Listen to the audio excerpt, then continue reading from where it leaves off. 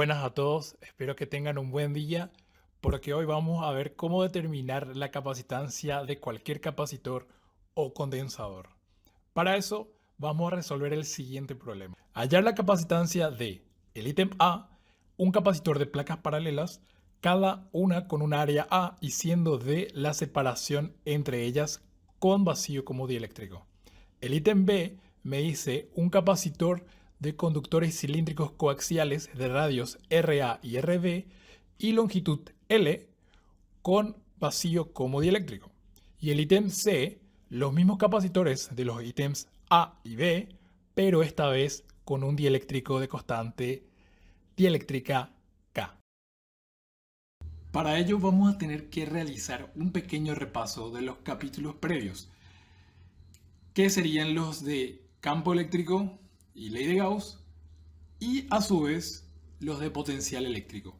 ¿Por qué? Porque para determinar la capacitancia necesitamos de realizar los siguientes pasos, que consisten en el primer paso, suponer cargas Q positiva y Q negativa respectivamente en cada placa. Recuerden que el capacitor está compuesto de un par de conductores en los cuales uno tiene una carga positiva y el otro tiene una carga negativa. El segundo paso sería determinar la función del campo eléctrico en el espacio intermedio entre dichas placas o conductores. El tercer paso sería determinar la diferencia de potencial entre las placas, determinando el trabajo de campo eléctrico. Sería el trabajo que realiza el campo eléctrico desde una placa hasta otra placa. El cuarto y último paso sería realizar el cociente capacitancia es igual a la carga que nosotros supusimos dividido la diferencia de potencial entre las placas. Comenzando con la resolución del problema. Respectivamente, el ítem A. El problema nos refería sobre un capacitor de placas paralelas y planas, que sería un esquema muy similar al que vemos en pantalla, en los cuales nos indicaba que el área de la sección del capacitor de las placas era A y la distancia de separación era D. Ahora, prosiguiendo con el primer paso, era simplemente identificar o denotar cuál era el capacitor que tenía, bueno, cuál es la placa del capacitor que tenía una carga positiva y cuál era la placa del capacitor que tenía una carga negativa. En este caso, ya lo indiqué aquí, la placa de arriba es el que tiene la carga positiva y la placa de abajo es el que tiene la carga negativa.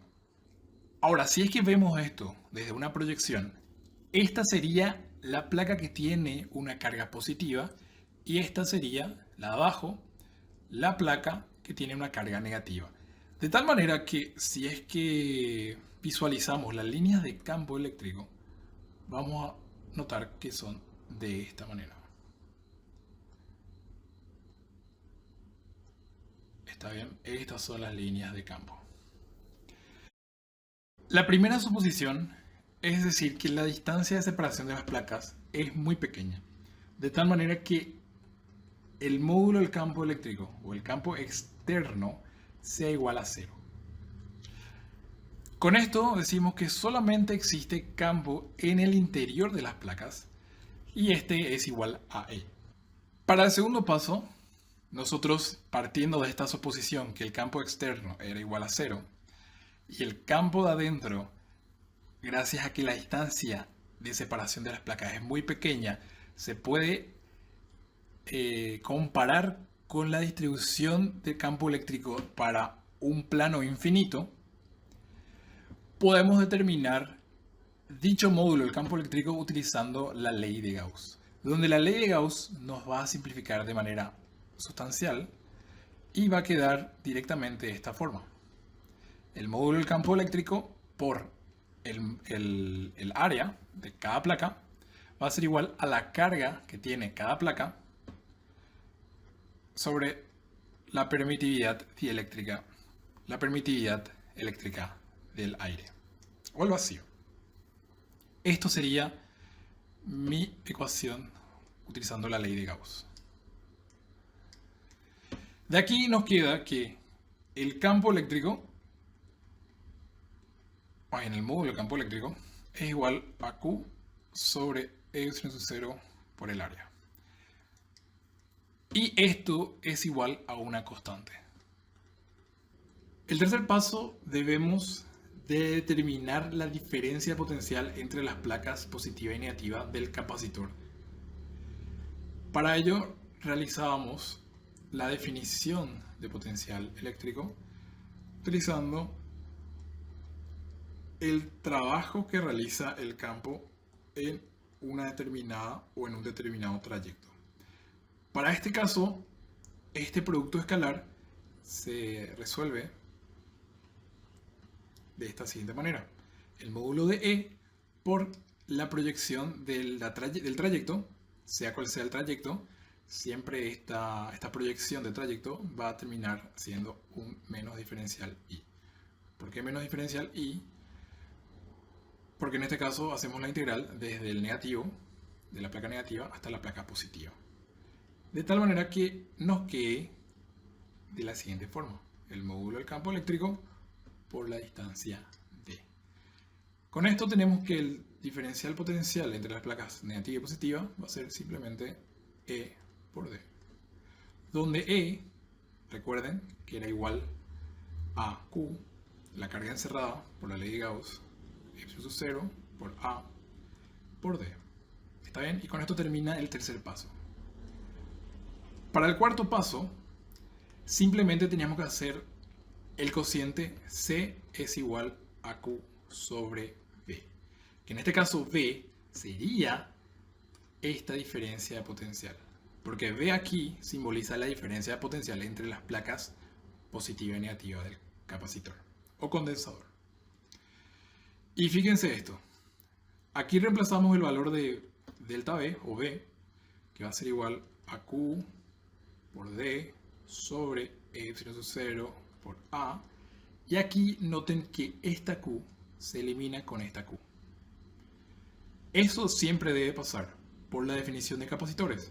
El capacitor no depende ni de Q ni de V, depende de sus geometría, depende del medio que se encuentre en el interior del capacitor y también de la separación que tiene las placas del capacitor. Y en este caso ocurre eso. El capacitor, la capacitancia para un capacitor de placas paralelas va a ser igual a lo siguiente.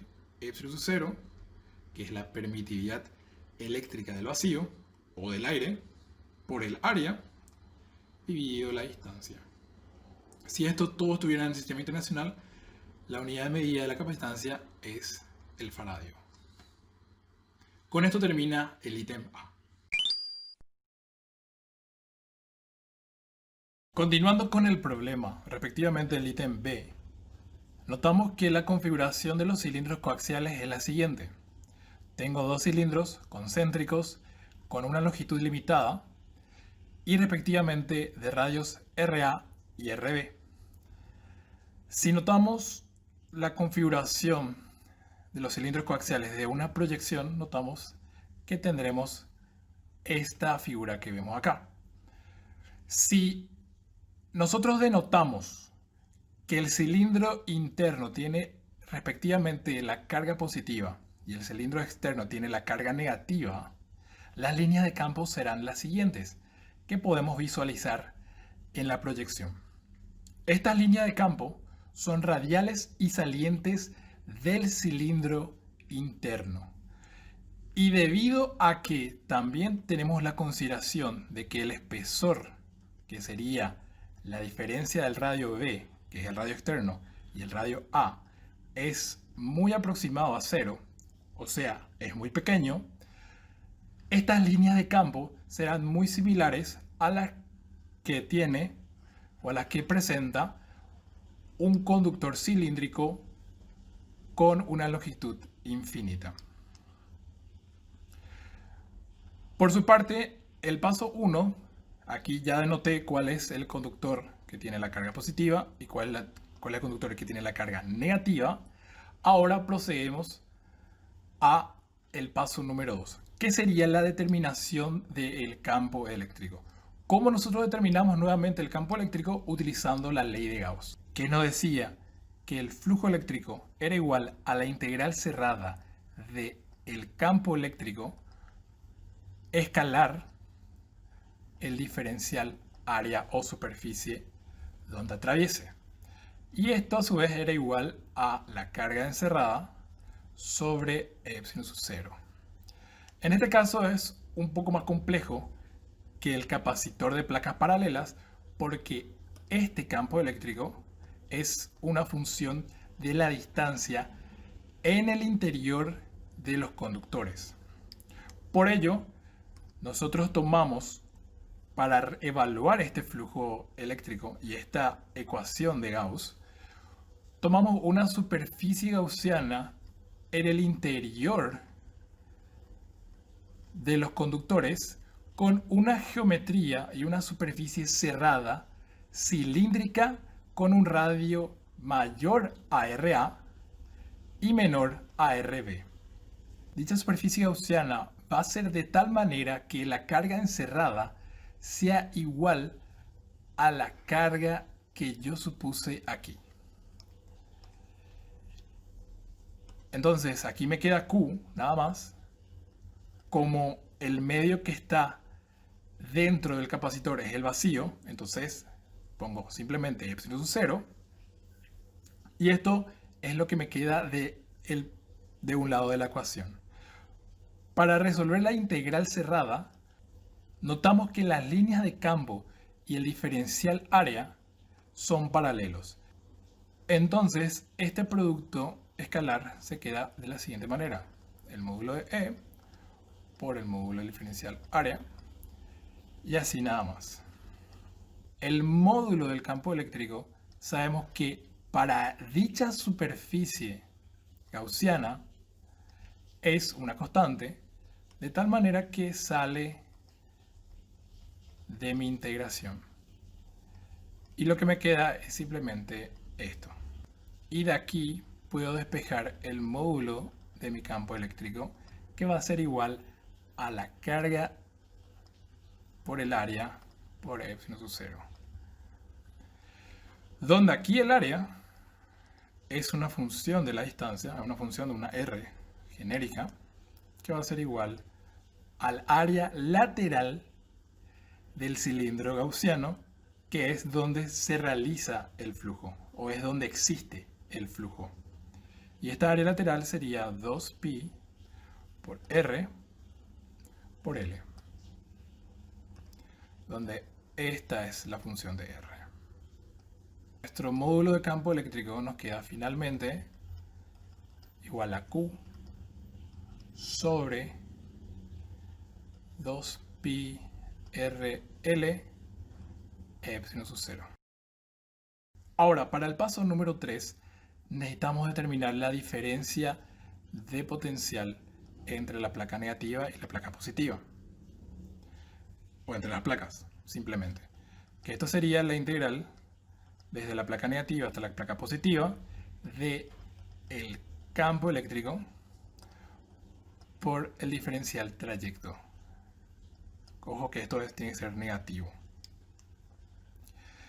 Donde aquí mi diferencial S, sea cual sea el trayecto que yo tome, va a ser, si es que por ejemplo yo parto de este punto, más bien, parto de este punto y me dirijo por este trayecto hasta este otro punto, siempre el diferencial de ese trayecto, si lo proyecto hacia mi campo eléctrico, va a ser diferencial R, de tal manera que me va a quedar así: negativo, positivo. El campo eléctrico, recuerden que es igual a esto,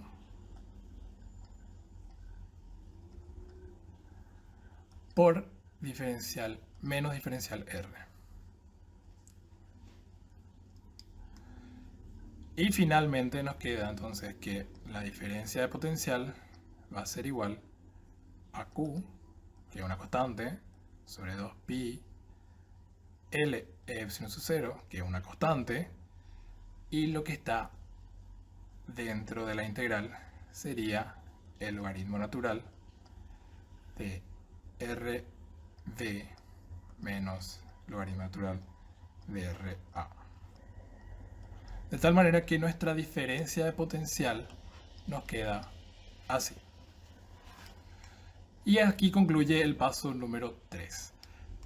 Para el último paso, que es el paso número 4, nosotros simplemente realizamos el cociente Q sobre V, donde aquí nuevamente esta V es esta diferencia potencial. Y aquí debe ocurrir lo mismo, la carga se nos debe de cancelar una con otra. Entonces tenemos la carga dividida la diferencia potencial, que era igual a Q sobre 2pi L epsilon sub 0 por el logaritmo natural de RB sobre RA.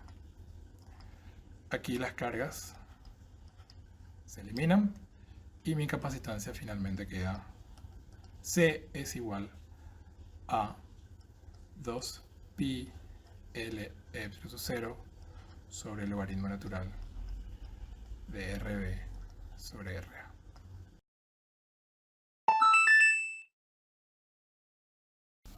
Para continuar con el ejercicio, esta vez sí vamos a interiorizarnos un poco con la teoría de los dieléctricos.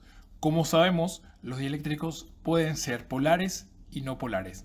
Específicamente este estudio se centra en los dieléctricos polares. Y vemos en este gráfico cómo se puede representar las líneas de campo que atraviesan un determinado dieléctrico. En este caso, tenemos un cuerpo con carga positiva y un cuerpo en otro lugar del espacio con una carga negativa. Las líneas de campo salen del cuerpo con carga positiva y entran en el cuerpo con carga negativa. En el intermedio de estos cuerpos se encuentra un material dieléctrico.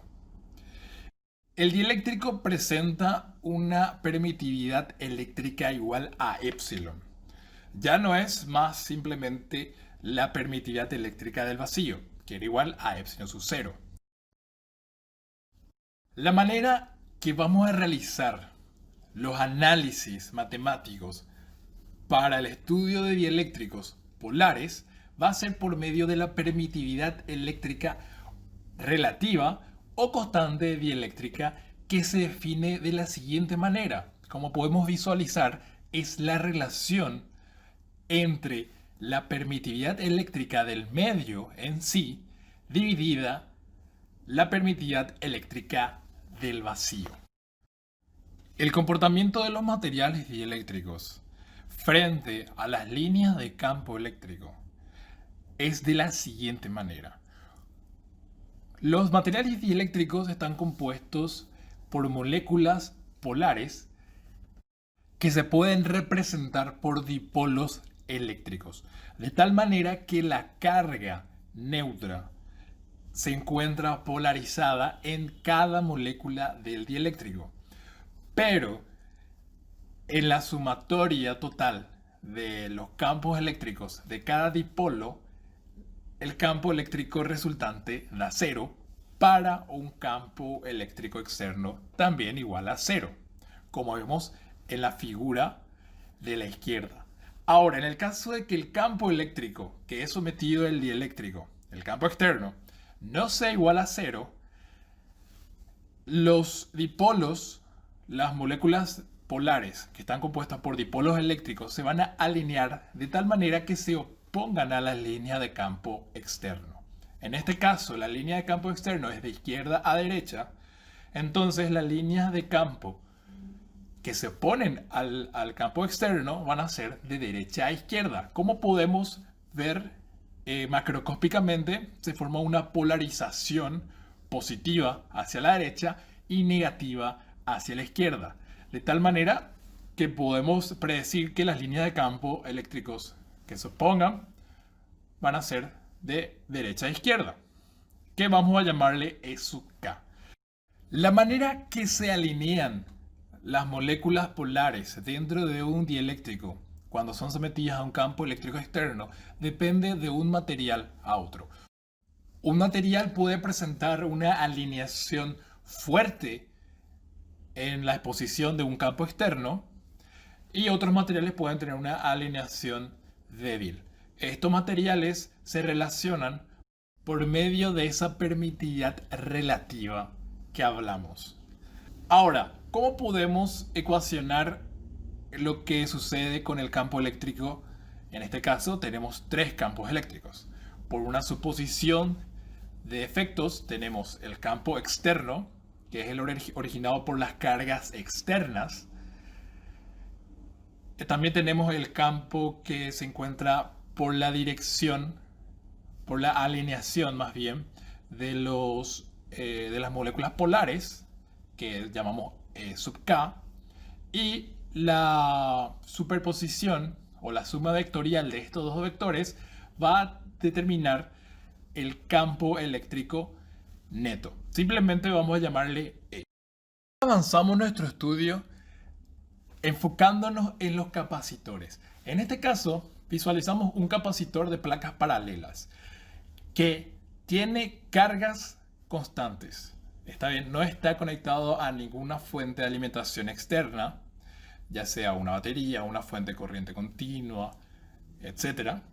Solamente son dos placas que están cargadas. Como definición de capacitor, una placa tiene que tener una carga positiva y la otra tiene que tener una carga negativa. Pero en síntesis, en módulo, las dos presentan una carga Q. En este caso, lo que va a ocurrir es que la diferencia potencial entre las placas va a ser una función de esa carga que tiene nuestro capacitor. En la imagen podemos visualizar que las placas están conectadas simplemente a un voltímetro, de tal manera que nos mida la diferencia de potencial entre una placa y otra. En este caso tenemos que la carga es constante.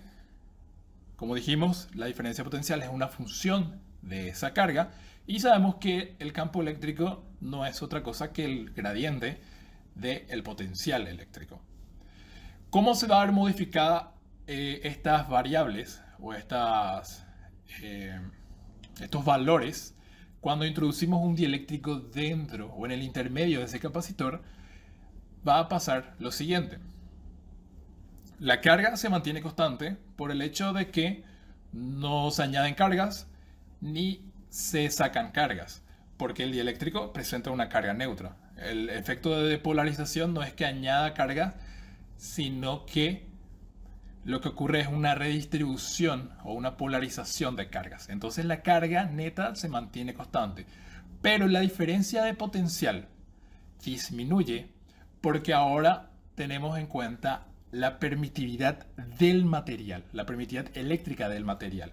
Como la permitividad eléctrica del material en materiales dieléctricos es mayor que la del aire, entonces en este caso podemos visualizar que disminuye. Ahora, si disminuye nuestra diferencia potencial, también disminuye nuestro campo eléctrico, porque el campo eléctrico es el gradiente del potencial. Ahora, si evaluamos la capacitancia en sí de este sistema, una vez que añadimos el dieléctrico, notamos que la capacitancia, que es la relación entre la carga y la diferencia de potencial, aumenta debido a que la carga se mantiene constante y la diferencia de potencial disminuye. El otro sistema de evaluación es cuando a los extremos del capacitor conectamos una fuente de alimentación, ya sea una diferencia de potencial constante, una batería, etc. En este caso, lo que no tenemos constante es la carga que hay entre las placas o en las placas del capacitor. Lo que tenemos constante es la diferencia de potencial entre las placas. De tal manera que la carga que almacena nuestro capacitor va a ser una función de la diferencia de potencial. Ahora, ¿qué es lo que ocurre con las variables o los valores del campo eléctrico, la carga y la diferencia potencial una vez que añadimos el dieléctrico? Como está conectado a una fuente de alimentación de corriente continua, la diferencia de potencial es constante. Y como esta vez la carga es la función de la diferencia de potencial y esta diferencia de potencial se ve alterada, más bien, esta carga se ve alterada por el medio, por una permitividad eléctrica del medio, notamos que la carga aumenta y aquí nuevamente porque la permitividad eléctrica del medio es mayor que la permitividad eléctrica del vacío. ¿Qué ocurre con el campo eléctrico? El campo eléctrico se mantiene constante. ¿Por qué? Porque la diferencia de potencial se mantiene constante. Si es que evaluamos nuevamente la capacitancia aumenta porque la carga aumenta y la diferencia de potencial se mantiene constante. Sea cual sea el caso, la capacitancia notamos que siempre aumenta. ¿En qué relación aumenta? Aumenta en la relación K. Porque sabemos que esa capacitancia, cuando introducimos el dieléctrico, va a ser igual al producto de la capacitancia sin el dieléctrico multiplicado por la relación epsilon dividido epsilon sub 0. Basándonos en la explicación anterior y volviendo al ejercicio, del ítem A nos quedó que la capacitancia para un capacitor de placas paralelas queda de la siguiente manera. En el ítem B, la capacitancia nos quedó de esta manera. Y así termina nuestro problema completamente.